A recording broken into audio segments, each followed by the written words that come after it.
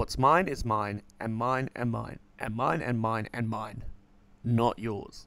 What's going on, everyone? Park Life Nerds here again, looking at another Lantern Corp. Today we're going to look at one of my favourite corps, the Orange Lanterns. Let's begin. So the Orange Lantern Corps use the emotional spectrum associated with greed or the light of avarice. They've been around since before the Green Lantern's times. The Guardians, or the Keepers of the Orange Light, Laughlys, have been at war for ages. Now, these two had been fighting for ages, and there was no possible outcome to see who would win. So what they did was they formed their own peace treaty between the two. Basically, Laughlys, you stay in your sector, and the Guardians will leave you alone. So this meant the Manhunters and future Green Lanterns were never allowed into Laughlys' sector. And that's when things started to all come undone. So the controllers, they set out to find the orange light, or the power battery, and create their own corpse. They found it on Okara, which is the homeworld of Laughlys. Laughlys found the controllers around the battery, and he slaughtered them. He absolutely got rid of them. Then he reached out to the Guardians, letting them know that their peace treaty is over and Laughlys is coming for them. So now the Orange Lanterns are free to roam wherever they want. And it was also time for Laughlys to build his army.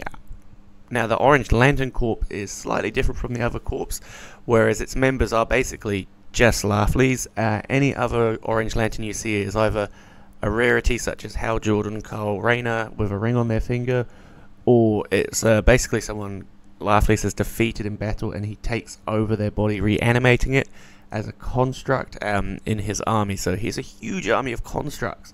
Imagine having the power to be able to make an army of constructs to fight battles for you. Well, that's what Laughlys can do, because he basically is the Orange Lanterns. The Orange Lanterns end up in a battle with the Green Lanterns. Basically, they're in the wrong place at the wrong time. The Greens, they're about to be destroyed. That was until the introduction of the Blue Lanterns, who arrive with their hope, make amplifications of the willpower of Hal's ring, and they manage to escape.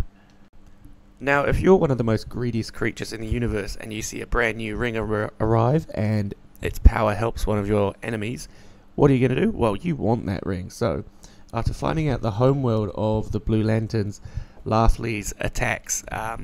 St. Walker and the others are pretty much doomed at this point, but they're going to do their best to fight back against Laughlys. However, this is where everything starts to come unstuck, because during the battle, a lot of Black Lantern rings descend onto the planet. Now, no one knows really what's going on, but these Black Lantern rings just start to hover because they can't find any dead bodies. Well, that was until they notice what Laughlys' constructs are, which are basically the reanimation of bodies. The rings start to attach to these, and they come back to life. Laughlys basically bails on the battle.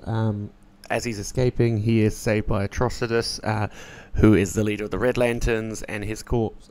They kind of have a bit of a fight over Laughlys' power battery. I would love to see that fight. Atrocitus versus Laughlys, one-on-one. Who could take that one out? During the fight, though, Hal Jordan, Sinestro, Carol Ferris, Indigo One turn up. They're looking to put their crew together to stop the Blackest Night prophecy, and of course they need Laughlys, as he is the only Orange Lantern. He begrudgingly accepts. He's given a promise, though, to have one of his own Guardians, because that is something that he does not have. During the battle, we see other Orange Lantern. It's the first time we see another Orange Lantern that's not a main player. Well, kind of a main player. Each Lantern Corps is told to deputize and give themselves some extra strength. We see things like Blue Lantern Flash. For the Orange Lantern of Greed, we get Lex Luthor. Yes, that's right, Superman's main villain as an Orange Lantern. He is a greedy man, so we get that. Laughlys and Lex do not get on at all, arguing the whole time. After the battle, Laughlys basically throws Lex back at the others, unimpressed with having to share his power with someone like that. But yeah, after the battle, Laughley's gets his first Guardian, who is Sade. So Sade is now the Guardian for the Orange Lanterns. In the New 52, Carl Rayner becomes a beacon for Power Rings. However, there's a bit of a catch with the orange one. When it arrives, you think it's a ring, but it's not. It's actually a construct by Laughley's. He would never give out a power ring, so why would it come to him? He just wanted to see what was happening with everyone else's. I think it ended up being Glomlius, which was one of his constructs. And Laughley's basically regenerates Glomulus, and he shows Free Spirit for the first time as an Orange Lantern after the incident here. This story arc was basically Carl getting used to using all the rings so he can become the first White Lantern. Begrudgingly, Glomulus helps train Kyle so he knows how to use that side of the ring, and he ended up becoming the first White Lantern we see him in the series. Or the first official one after, well, Blackest Night. And that's a brief rundown of the Orange Lantern Corps. Yeah, older than the Greens. Laughley's himself is supposed to be thousands of years old. Not much is really known about his backstory, or I've covered him a little bit in a previous video, so I don't want to go too much into that one.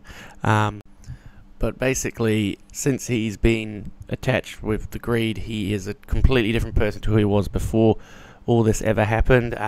He's actually been in contact with the power battery for so long that he doesn't he usually carries it around with him. Once it's taken away from him, he is still just as powerful because it's actually inside him now, which is kind of impressive. I believe he should be on par with someone like Superman or one of these OP characters. Laughley's is just basically a whole Lantern Corps when you think about it.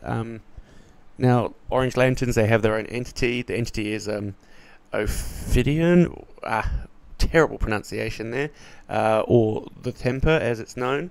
It basically takes the form of a giant snake, locked away in the power battery itself. When it escapes, it does not like Laughley, so obviously he's not too impressed that he has to go try and find it again. But yeah, they're basically the Orange Lantern Corps. You have the entity and you have Laughley's.